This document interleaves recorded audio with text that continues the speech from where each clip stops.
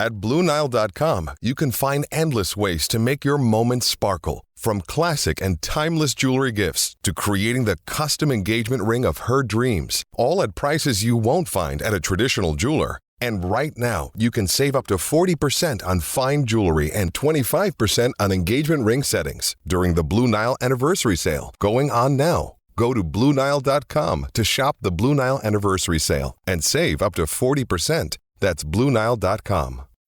When you need mealtime inspiration, it's worth shopping Kroger, where you'll find over 30,000 mouth-watering choices that excite your inner foodie. And no matter what tasty choice you make, you'll enjoy our everyday low prices, plus extra ways to save, like digital coupons worth over $600 each week. You can also save up to $1 off per gallon at the pump with fuel points. More savings and more inspiring flavors make shopping Kroger worth it every time. Kroger, fresh for everyone. Fuel restrictions apply. This episode is brought to you by Microsoft Azure. Turn your ideas into reality with an Azure free account. Get everything you need to develop apps across cloud and hybrid environments, scale workloads, create cloud-connected mobile experiences, and so much more. Discover what you can create with popular services free for 12 months. Learn more at azure.com. That's AZURE.com. And sign up for a free account to start building in the cloud today. Thanks for choosing this free Anfield Index podcast. If you'd prefer to listen to this or any of our other shows without adverts, then now's the time to check out Anfield Index Pro. With AI Pro, you can supercharge your entire listening experience. You'll not only get all of our podcasts without the ads, but you'll have them far faster with our Quick Publish feature available exclusively for subscribers. AI Pro also puts you in the heart of our sound studio, with an option to listen to many of our shows live and interact with the podcasters in real time as the shows are recording. Upgrading couldn't be easier. AI Pro is available on all popular podcast platforms. Just head on over to AnfieldIndexPro.com and get started today. Hello and welcome to another episode of Scouser Tommies, and I think it's fair to say that it's a bit of a happy episode to say the least. Number 3's been coming up a lot recently, like Liverpool have just, as we record, the day before that we recorded, Liverpool beat Manchester United 3-0. That's 3 points, 3 wins, 3 clean sheets, 9 points in all, of course. Joint top of the table, and because of all the clean sheets, the only reason we're kind of second is because we've not scored as many. Well, we've not conceded as many. And given the way we were last season, the amount of times we won games like after coming from behind, I mean, it's so refreshing that none of the TV companies have been able to put that stat up yet. I mean, it's been clean sheets all the way. We've looked good. We've looked better in every game, I would say. And of course, now just as we're sort of really getting into the swing of things, it all stops for a couple of weeks because of the internationals. I mean, these players are what? I don't know.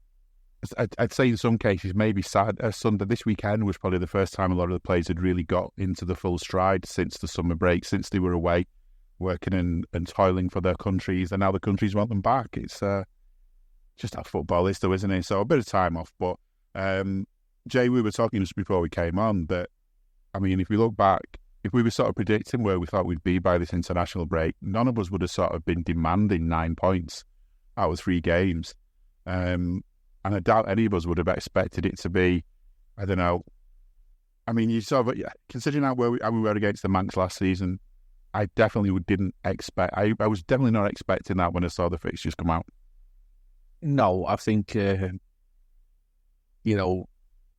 honest here, we would have loved 9 points. Let's not kid ourselves. It's you go into every game wanting to win, but the reality of the situation is, given the 2 visits to Old Trafford, our defence was leaking in their roof in the 2 games in the springtime, and completely derailed our season in terms of domestic trophy hunting and what was muted as a league challenge.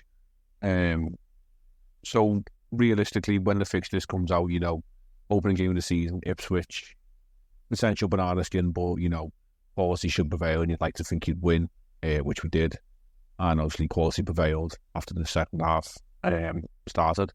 And then your first home game under your new manager, Brentford, you'd like to think everyone was up for with all due respect to Brentford, not a massively challenging task, but 3 points was done. A professional job, as with many people have discussed, really. And you think, Christ, United, Old Trafford, you're instantly getting flashbacks to what happened last season. You think, you know what? It's a new manager, as you say, players are only just like stepping into the stride and getting into the swing of things, learning what this manager wants them to do and the demands or whatever. Let's be honest here, we'd have took a draw at the start of the season when the fixtures come out. However, as the season unfolds, a couple of games in, you think, United are still shit. Like they're still lucky in games in terms of, I think it was Fulham the first game of the season, they got lucky to win that one. And then Brighton humbled them and actually was lucky that the scoreline was only 2-1. So you think, you know what, they're not that good. And we're better. So going into the game yesterday, you think, yeah, we should win this. However, it's United, it's Old Trafford, it's what the eyes of the media and the football world all wanted. If we come out with a draw, it's not the worst result in the world. However, as with other games, the quality shot through, and in the end, it was an absolute mismatch. And we actually were sort of embarrassing to ourselves that we let them get away with just 3-0. Realistically, that should have been 4, 5 or 6 at least. At least we picked up a couple of clear chances, which certainly should have been turned into goals. And on the end of the day, you'd have been like not as forgiven for getting away with such lots of sloppiness in front of goal. But I'm sure the manager, the type of person that we've come to see in this very short period, a very cool, collected sort of man, much different from the fella previously. I think one of the things I noticed yesterday, I was watching the game with my dad, was like, well, isn't it weird seeing a fella on the sideline without a cap and a trackie and trainees on? And I was like, it is. It's just one of them things, whatever. And they said, like, never really shouts. And I was like, yeah, no, like, it's just like, we just got to get used to it. And you can imagine, he probably likes to reserve his impulse and maybe any anger and shouting that we see from behind closed doors. And, that's a good thing to have. And I'm sure, the one that springs to mind is the sloppiness of Dominic Szoboszlai in front of goal. I'm sure words will be had in a constructive manner to say, like, next time you don't dilly-dally, you pull the trigger. You make sure you put this game to bed, because for the 5-10 minute period when you made a couple of changes, they tried to have a go at us, and it would have been a stain on the results and on the team if we'd have conceded the sloppy goal, which we didn't. So yeah, we can't really ask for much more in terms of how the opening sort of weeks of the season unfolded. And yeah, as you said earlier on, here we are with an international break, and now we have to sort of sit on our hands and pray that players who are jetting off here, there and everywhere with the countries come back in one piece, because it's all looking really rosy in the garden. We'd like to get through the next sort of section, I think, of all league games, 7 including cup competitions, between now and the next international break with no knocks and bruises. So yeah, it's going to be a tense week or so of not actually watching real football and just praying that any summaries of those games come back with, yeah, your player done well and is not injured. Yeah, he did well. He was only on an hour. He did well. Came off, ran off the sideline, looking fully fit. None of these worries that we normally have. I think one thing about him being a quiet manager as well, though, is like, arguably the best manager I saw in my lifetime was Bob Paisley's Liverpool manager, and he just won so many things, and he was such a quiet man. But the thing is, you have people in your squad, your coaching squad, that is, as opposed to your playing squad. You have your staff, and there's always someone in there who can raise the voice of the players for you if needed. So I'm sure that comes into it when he needs to. But I don't feel like these players need that kind of treatment, though. I think they're adults, they're sensible. And I think what's interesting is something that I've heard a few people kind of say this now about Slot, is that a difference between him and Jurgen is that he's not so keen on the sort of risky passes. You know that, I mean, when they come off, they're amazing. When they come off, you know, put a player through, he bypasses 3 defenders or whatever, and before you know, the goal's in the back of the net. But then, you know, 9 times out of 10, maybe they don't come off, and 9 times, you know, and 5 times out of 10, you put yourselves at risk of conceding a goal.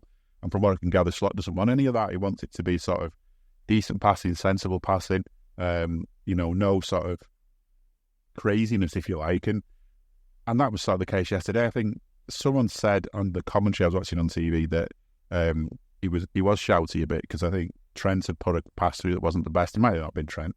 You know, when maybe a more simple ball would have been the answer. But these are all things they're going to learn.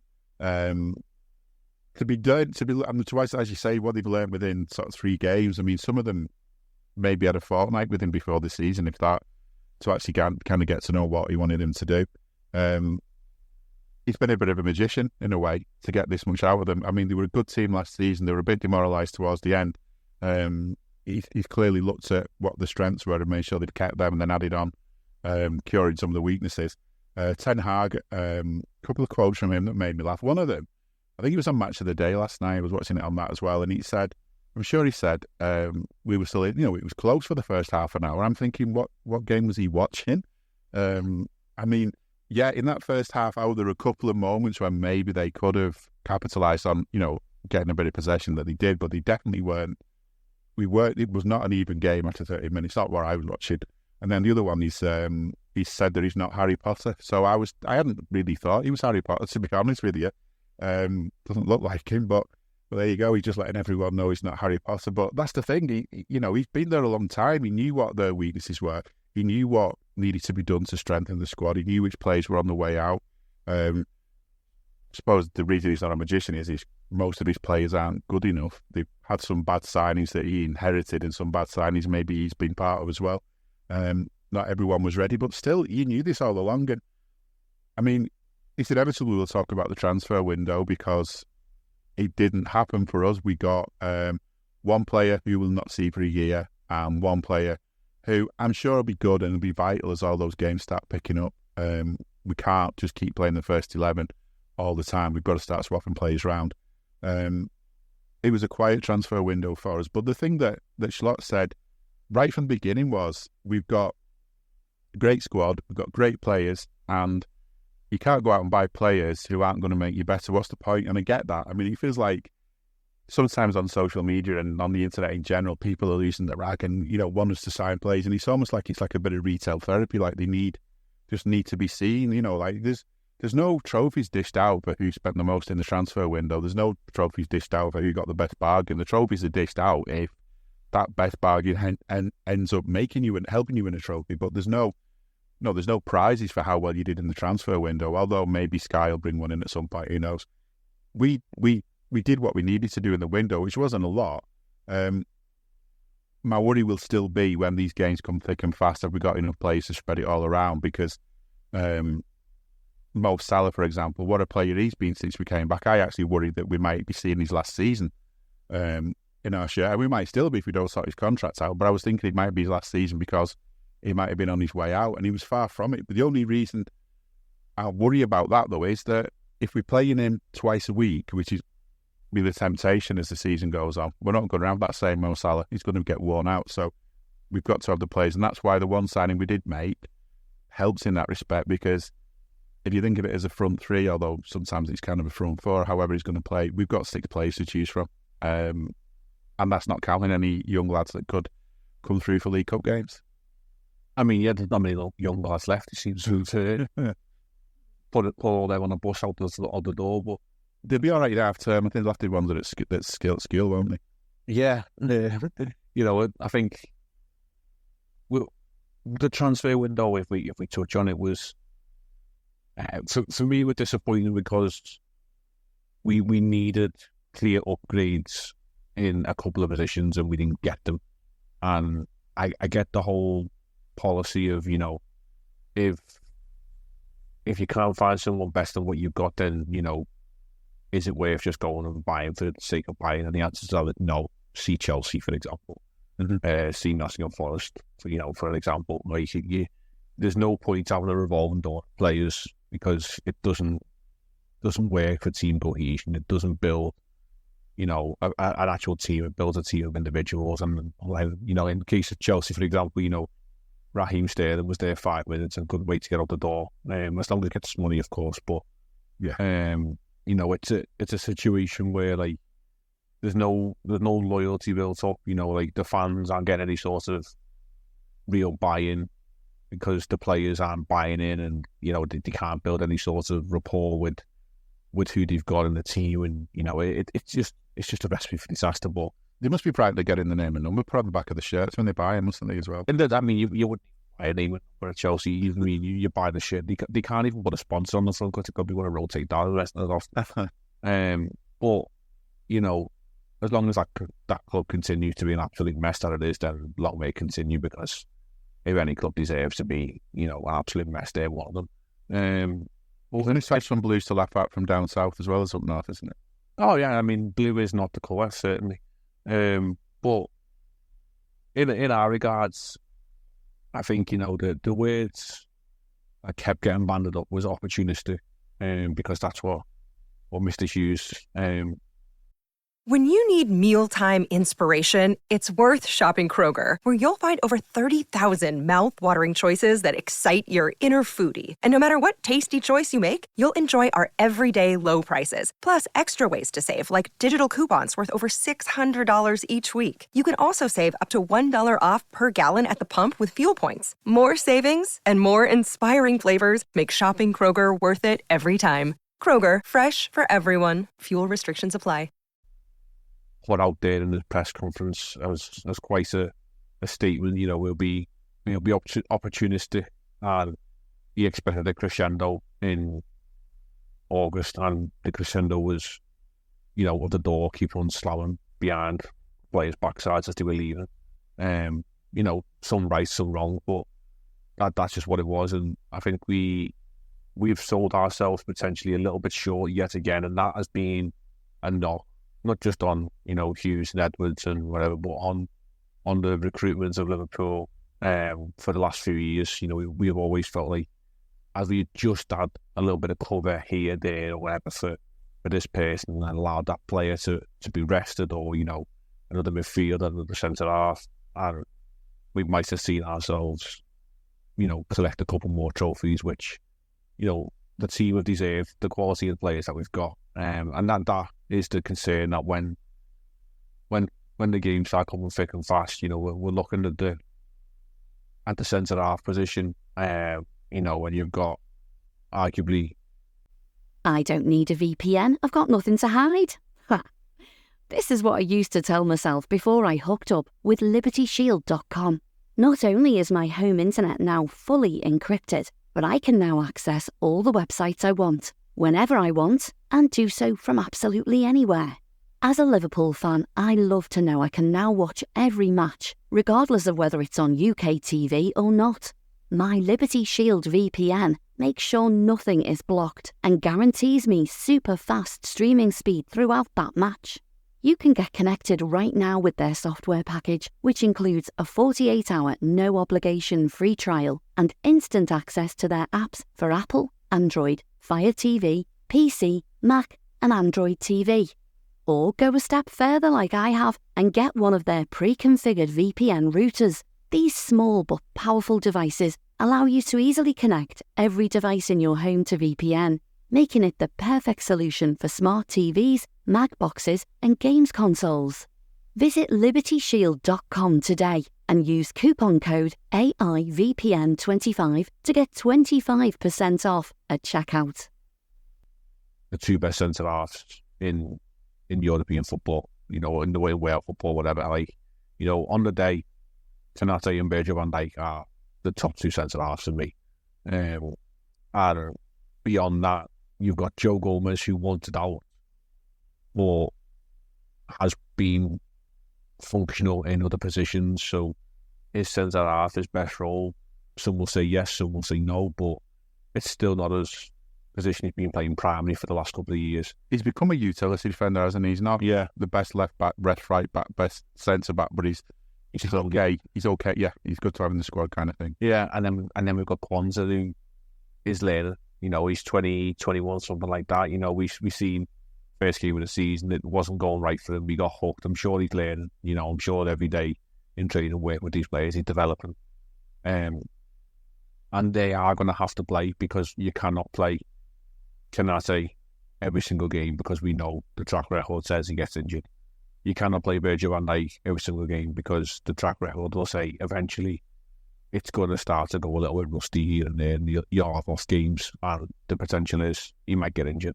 And then, we're relying on a lad in the field who is learning the number 6 position, because we didn't buy the number 6 that we wanted. And, people will argue till the cows come home that there is other options. Of course there is. But for whatever reason, they obviously didn't deem any of them options either A, value for money, which is another term that we've heard often, or B, good enough than what we already have. And I don't think for 1 minute that there's not players out there, with all due respect to lads, who are better than Endo. I was just going to say, yeah, might not get the next world-class number 6, because it's hard to get them or whatever, but yeah, there must be an improvement, with all due respect to Endo. Yeah, and and that could just purely be down to mobility.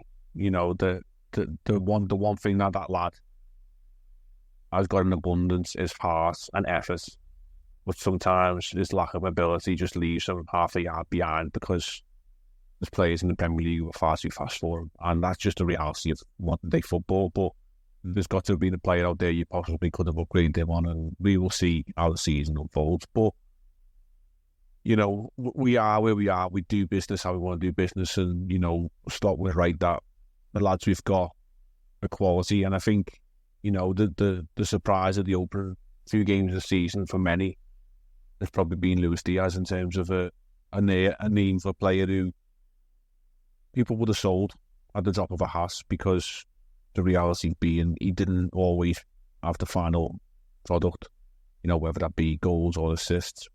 And, referencing, the blue shade from over the other side of the park, Mr. Gordon, who plays at Newcastle, was a name hot on everyone's lips. And I think there would have been a high percentage of fans who would have said, yeah, if we can cash in on Luis Diaz for 50, 60 mil, and we go and reinvest that money plus, 10, 15 million more, and we put English tax, whatever, and get Anthony Gordon from Newcastle, people would have shook your hand and went, yeah, that'll do. We'll take that, thank you very much. And, whether that's set a fire under Luis Diaz, whether Luis Diaz is doing a Luis Suarez and thinking, right, well, I'll prove he's all wrong, and I'll get my move. I'll prove I'm worthy of a move. And, let's be honest, if he's thinking Barcelona's a bigger move to Liverpool, then the only thing they've got on us is probably weather, and maybe a little bit of food, but not football at the moment. And if that just means that Luis Diaz is going to have a season of 10 to 15 goals, 10 to 15 assists, yeah, sign up. I'll take you all day. If that's what he wants to put in, as it earns him a move, if that's the mentality he's going with, let's have it. Let's go for it, because, he's keeping players out the team who we know are good players. And, he's chipping in the final third with positive impacts, with goals, with assists, and we can't ask for much more. And we are going to have to have rotation options within the next few weeks. But if he's willing to put that performance in, then we're more than happy that the front 3/6 should be firing on all cylinders and keeping most competitions alive for as well into after Christmas and beyond. Yeah, it's been good, and I think I hate the cliche about the most important signing is players signing a new contract and all this kind of stuff, or like a new signing when you get someone out the youth ranks. I mean, those things still are true, and that's another thing we do need to do. We need to sort out those contracts that are running down, if we're going to sort them.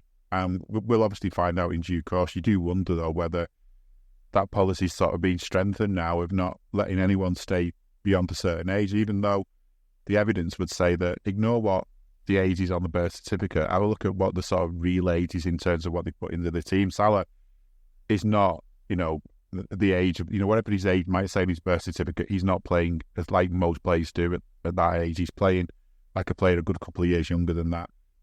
He's got plenty of time left in him. If we can keep him, let's do all we can to keep him. And personally, I would rather give someone a contract that's a year too long. Lose a little bit of money on it maybe by doing that, but knowing that you've got them for the whole of the time when you want them, rather than edging it sort of the other way and taking your chances and maybe losing them a little bit too soon. If that means you end up paying people's wages a bit longer than you want to, so be it. I just think it's you just got to look at that picture.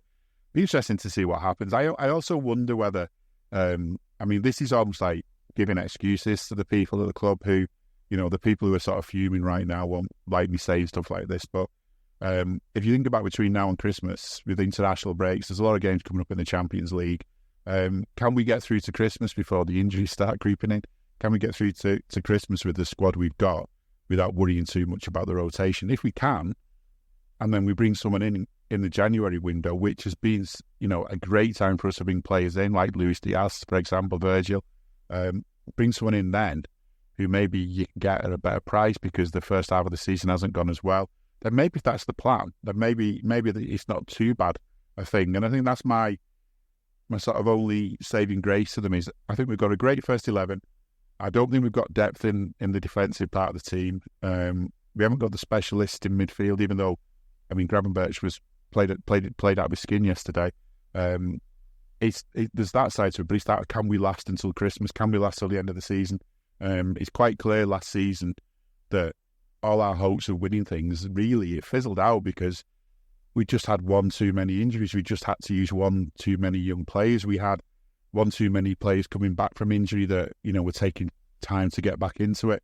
There was just too many like that. And if we'd had more players to choose from, that were, top quality players to choose from, then maybe we wouldn't have got into that position. But the thing is, at the moment, though, all that doesn't matter because I think what matters now is what we're seeing on the pitch. And I've just mentioned Ryan Gravenberch.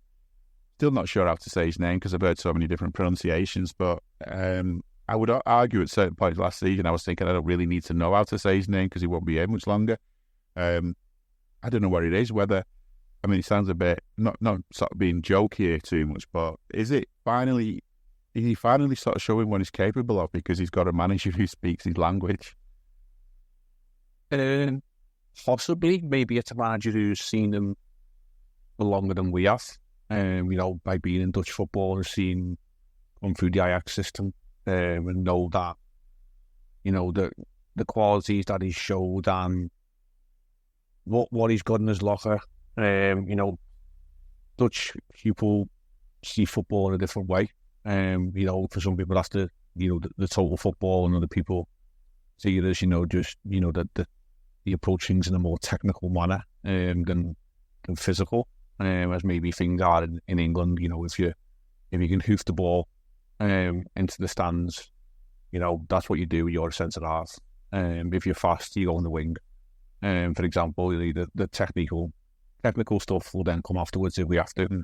And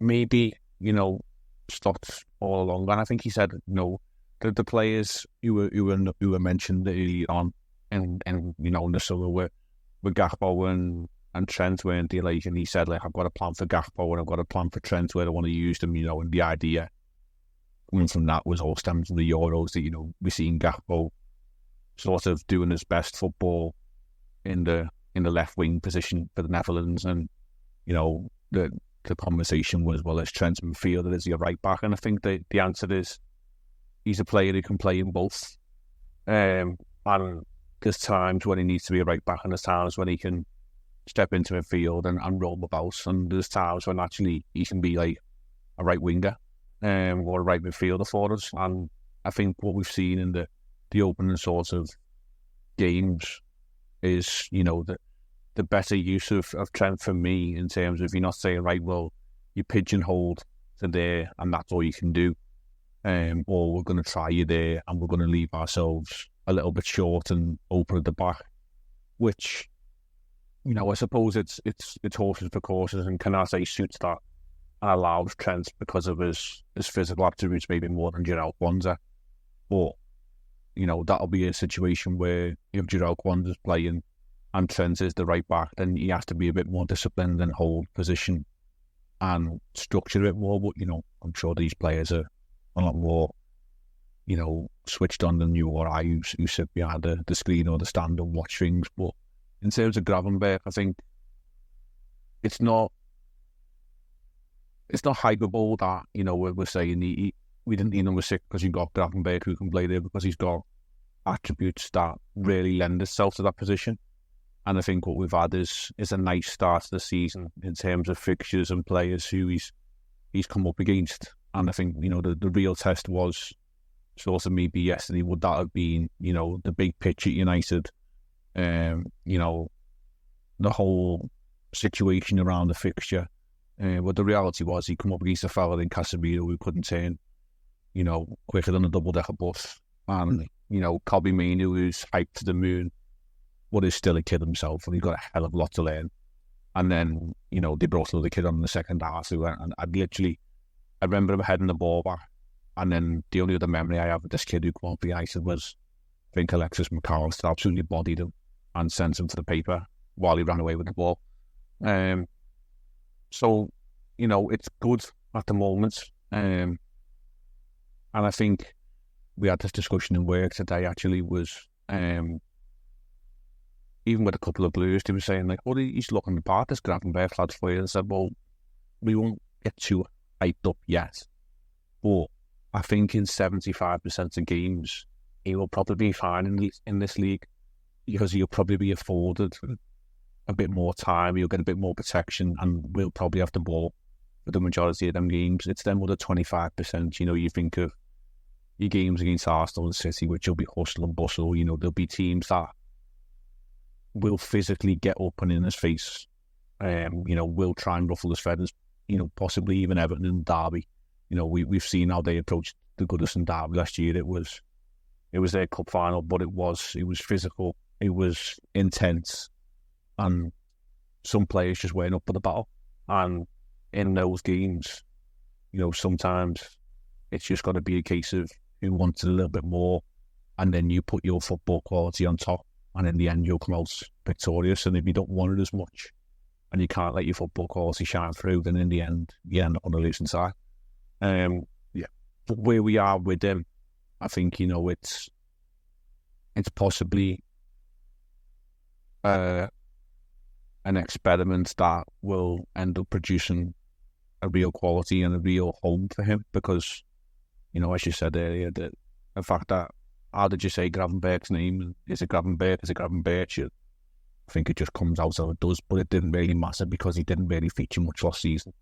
Yeah. And if it's a case that we've got to learn how to say his name properly because he's playing week in, week out, that can only be a good thing for him and for us, that we're seeing a player who is having such an impact that we need to learn how to say his name.